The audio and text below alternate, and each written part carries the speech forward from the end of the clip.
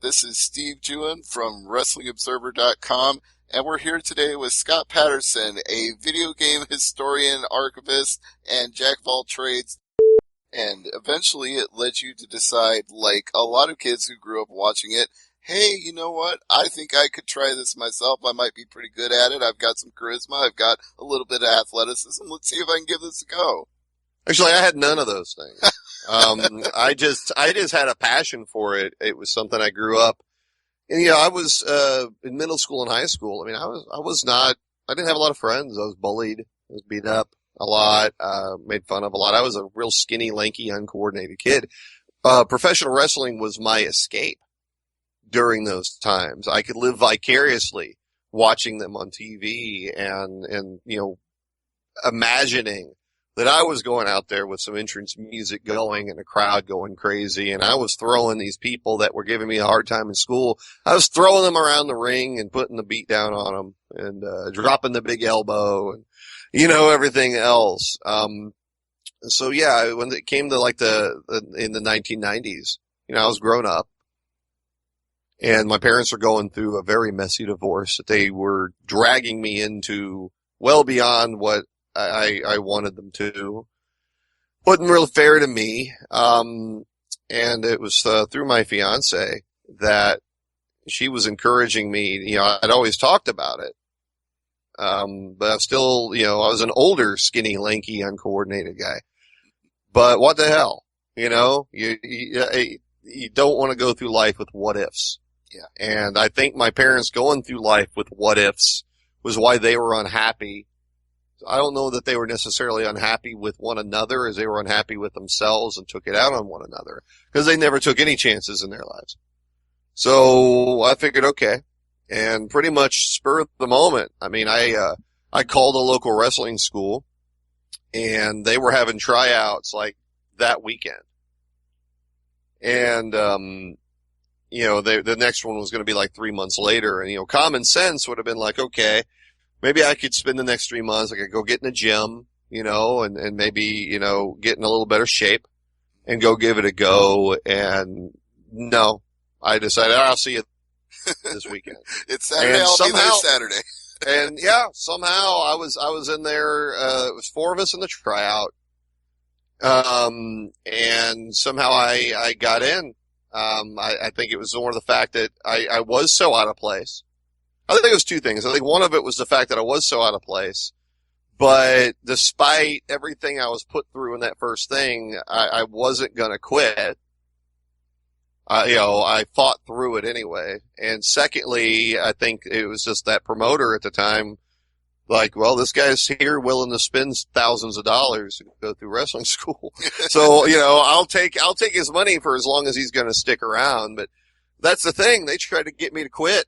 So they every week, man. They tried to blow you up like doing 1,000 squats and 1,000 push-ups and things like that. Well, and back drops and bumps and just everything they could possibly try and do. I mean, the other 3 guys in the class, one was a tough man competitor, a younger set. The tough man contests were something that was kind of popular before MMA came up. So it was they were kind of boxing with a mix of other things. And a trainer. Like a football trainer, and another guy that, big guy that had played, defensive tackle and stuff in high school and college. And then there was me. I was the Charlie Bucket of the class. I was just lucky to be there. And, but yet every week, not only would I come back, I was the first one there and the last to leave. That's kind of how I ended up sticking around long enough to get in. So who was your first trainer then? Or do you consider that school to not be your first trainer, but somebody you met later on? No, well, I mean, it's a mix. My first trainer, that was headed up by a guy named Kid Carson. He was one half of a tag team down here called Team Extreme. Occasionally he would bring in some of his other friends. He'd bring in his partner, Chris Germany. Sometimes he'd bring in the original Awesome Kong, not obviously Kia Stevens, but right, the one from the original one. Right. Yeah, the one half of the Colossal Kongs. And some of his other pals out there. And once I was through that school, the promoter really wasn't, since he wasn't getting more money from me, wasn't real eager to keep me at it. So I went and I found another school that was close to where I lived. And I went out there, and there I was training with Awesome Kong, Dwayne McCullough, his real name. They were briefly in WCW, by the way, the Colossal Kongs. Right.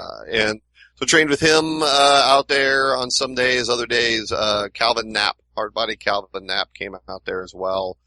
And then, of course, along the way, you're never supposed to quit learning in that business. So there are other people along the way that, would teach me other things. And so I can't just point at one person. There were a lot of people that, thanks to their guidance and their help, I was able to, figure out what I was supposed to be doing out there to connect with the crowd and get over. And eventually it took. Well, let me talk a little bit about how your career progressed, because we talked about the National Wrestling Alliance being a powerhouse up until the 1980s when WWF started to challenge them and change the landscape of professional wrestling. And I think in the 90s and the 2000s, a lot of people, because of WWF versus WCW and then ECW getting into the mix, they kind of forgot the National Wrestling Alliance even existed. There were some dark years for NWA during that time. Oh, absolutely. It was the NWA Southwest at that time, and NWA was kind of back to running territories. But, the name it wasn't synonymous with, the top thing anymore, partially because when Ted Turner bought out the Crockett's, he phased out the whole NWA name in the first place and became World Championship Wrestling. And so, combine that with the fact that wrestling in and of itself kind of lost favor with the public, through the initial mid-90s, prior to, Bischoff coming in and getting to kind of do his thing. And even that took a while to develop. WCW really wasn't doing well at all. And the WWF was saddled with gimmicks, and it's like they got more and more childish as they went along, but yet the kids that had got hooked on it in the mid and late 80s, they had grown up. So that fan base had grown up, and they're not interested in Doink the Clown. They're not interested in Mantar. And even I, as steadfast of a fan as I was, there were a lot of that would make me groan. I would sit through a whole hour in WWF Superstars simply because I got to see Shawn Michaels in one match. But to go through it, I had to watch Bastion Booger and, Jean-Pierre Lafitte, whatever the hell that was supposed to be, and other stuff that's like, okay, this is corny. I was having to sit through for Diamonds in the Rough for those people who, were worth watching, but, most of the programming. So, wrestling had lost a lot of fans. And, so therefore a lot of the people who knew the NWA name weren't watching anymore. And, it was a shell of its former self. And to make matters worse, when Shane Douglas finally won the NWA World Heavyweight Championship, he immediately threw it down and proclaimed the NWA is dead. Yeah. Now, this was still a pre-internet day, so your, general public didn't know that. They only, your hardcores did, the ones that traded tapes and read the wrestling mags and the after mags, that sort of thing, knew about that. But your average Joe didn't, in California didn't have any idea that went on. But that was a bold move too. I think that was more though to, help, create what ECW was and, did a pretty good job of it as opposed to truly wanting to disrespect the NWA in full, but that was part of it too. Right. It was just kind of a mess at the time because they were trying to do it like they did the old days, where you had a bunch of guys that all had their own interests, but it didn't have that central point anymore. The old NWA had things like the Crockett's, who had this major time slot on this big cable network, big audience. You could kind of centralize it around that territory. And all the other territories kind of work concurrently. There was no clear leader in the 90s for an NWA. And there was no, I'm saying? It was a bunch of small promotions all trying to, there was no, central point. There was no central figure. There was none of that. And, that was, dark times, like you said. Well, I feel like we've actually come back around full circle to there being a strong central point in NWA, and now it's in Texas with Bruce Tharpe. Yeah, I mean, it sticks to it. I think one of the things that helps the modern version of it is the fact that it's not trying to be what it was. It's trying to appeal to those fans that, they're not interested in backstage vignettes and, stock prices, and they're interested in, they want to see some hot action in the ring. They want to see a good show. They want to see, top athletes going out there and, doing what they do better than any other athlete in the world. And I think catering to that is what has brought some stability to it. I agree. And also having champions that have successfully toured around the world, like Rob Conway, somebody I've interviewed, and having him go over and work in New Japan Pro Wrestling as the NWA World Champion, that has helped bring some prestige to NWA as well. That and just the willingness for a lot of the workers to start doing that sort of thing. I mean, I can think about, towards the end of my time in the ring, there was a discussion among several indie promoters in the state of Texas, which were a lot of them at the time, about having a Texas heavyweight champion. Someone who would go around to all of the promotions in Texas as the Texas heavyweight champion, would go outside the state as the Texas heavyweight champion, and, everyone agreed it was a good idea, but yet no one could agree on who held the belt, and whoever, held the belt wasn't willing to go out and do what needed to be done and represent, and just too much self-serving egos got in the way of it for it to work. You can't do that. Have to be able to work together, which is part of what made it in the past. If every territory hadn't agreed that the Road Warriors are going to come in and kill everybody, the Road Warriors wouldn't have been able to be built up into the Road Warriors. Right. You had to put that aside a little bit and do what was better for the larger set of business than, just sit there and just want to worry about your guy or your promotion, because nobody was drawing thousands of people. Nobody was making bank doing that stuff. They're protecting interests that are so small that they weren't able to see what was better for the bigger picture. And, luckily now I don't want to say there's less of that in the business, but there's more cooperation in the business. There are more people that have looked around and they're like, look, there's only one place where you're going to make huge money in this industry. And if you're not there, or even if you want a chance to go there, or if you used to be there, you're going to have to get around and make stars, and you're going to have to get people experience. You're going to have to get behind people, and you're going to have to build something together, or, Vince is just going to become bigger and bigger like a big wrestling Unicron, and, devour everything in sight, and everyone else is fighting over scraps, and, can't do that. Well, it almost feels that way now with NXT, like, they want to be the indie touring brand of North America, and so they're kind of devouring up all the indie talent that's at the top of the list out there and saying, these are NXT superstars, we are NXT, and some of these guys will eventually go on and be on Raw and SmackDown, at which point we all groan and go, no, leave them on NXT, they're fine there. But it almost seems like these days, if you're hot in NWA or Ring of Honor, you're going to be looked at by WWE to become part of NXT. Well, which isn't a bad thing for anybody. If there's anything, WWE is not going to go away, and you can make a pretty good living there. So, good for these talents to get called up and get developed. They're clearly in a transitional period up there right now too.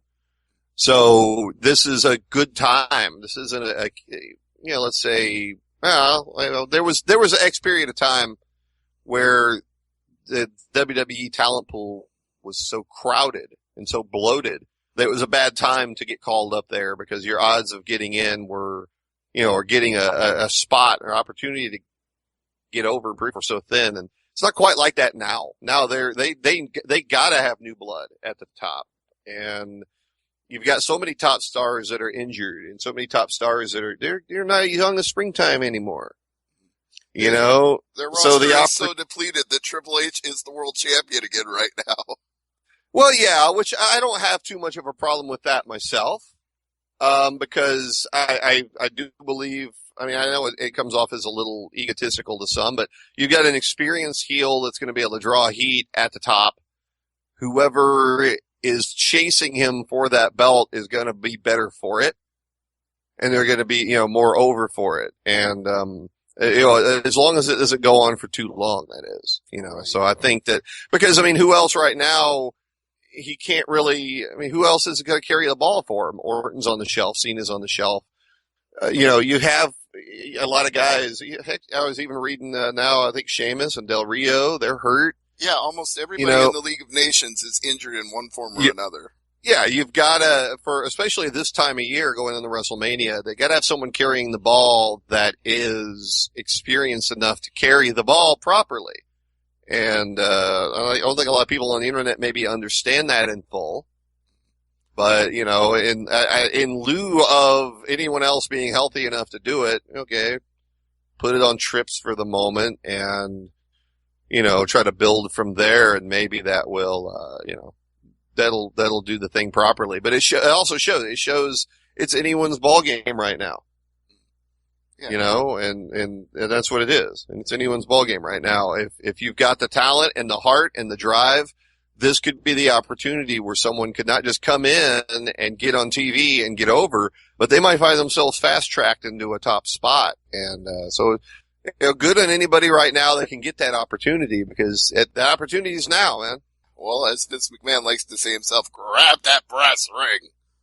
Well, yeah, I mean, and that's, that, like I said, the time is now. I mean, they got to put somebody on TV. Stay hungry and hopefully stay healthy.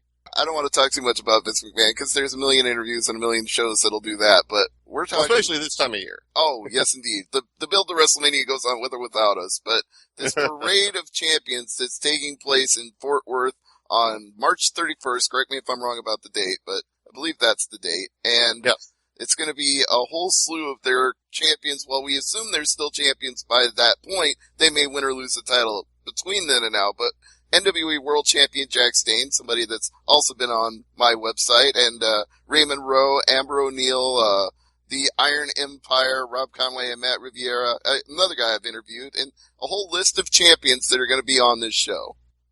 Yeah, no, it's a stacked card, and it's a great testament to just how hard David Fuller has worked down here to establish what's been established down here, and what he's helped keep going down here in this territory. And it's absolutely amazing to see the cards stacked. I must admit, I don't follow this as closely as I used to, maybe, but I know enough to know, this thing is stacked. This is a big deal, and it's very, very exciting that it's coming to Dallas. It's been I don't think the NWA World Heavyweight Championship's been defended in the Dallas area this century.